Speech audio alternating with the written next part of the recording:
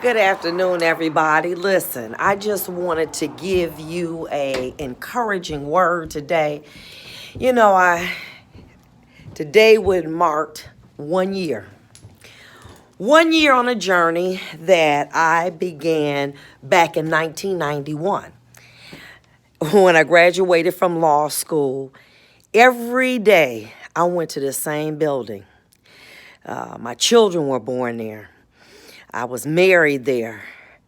Uh, it was everything. It was 28 years of my legal career was spent in this one building.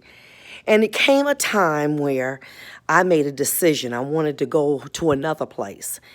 And I believed it was my time. And I wanted to venture off. And one of the reasons that I sought to do that, to run for higher office, is because I didn't want to lose my seat in 2020. But God had a different vision for me. See, what God did was he said, listen, I'm going to allow you to make some decisions. And I kept saying, Dad, what you think? What do you think? And he wouldn't speak to me. And I was like, well, wonder why. But anyway, let me just keep going. And during that time, I had gotten, the media started following me and they talking about this and that and how bad of a person I was and I was late and I wasn't doing my job. And it was a season of revelation.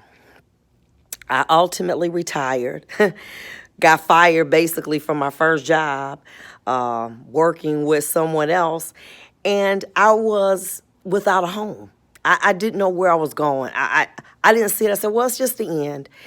I said, but you know what? I don't understand. I have been so faithful to you, Lord.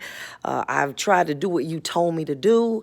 I've tried to obey you the best that I can. But, it is okay. You know what I'm saying? But thank you for all that you've done. And he chuckled and he said to himself, my ways are not your ways, and my thoughts, they're not your thoughts.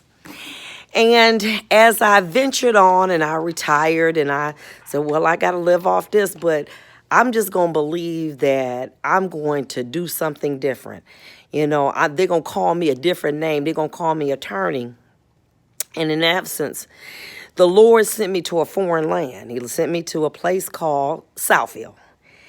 And I want to tell you today that no matter what you're going through, no matter how it looks, no matter what people say about you, no matter what you think, no matter what you feel, that you are doing a detour, that God is taking you to a place that you didn't think that you were going, but he always knew that you were going to be. See, I went from a wanderer to having a home.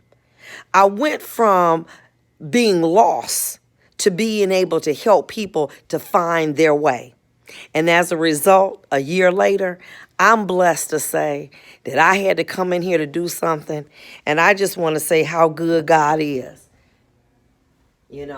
How good that God has allowed me to call this new space my home, to be able to have my own name, to be able to have people here who have problems, who didn't know what they were going to do, couldn't find their way, to be able to turn to me, and for God to be able to use me to be able to bring solutions to them, to be able to bring different things that they needed. And what I want to tell you is that in this time of trouble that we're going through, we can't find a way. We feel lost. We feel like God has deserted us. We don't know what's going to happen. We just hold on to your faith. Hold on to your faith, because even though we can't see and we don't know what his will is, he knows what his will is for us. And guess what? Here I am actually paying a check for my rent for me to live in a place that I can call my home, Vonda's Law. If I can hold on to his hand, you can too.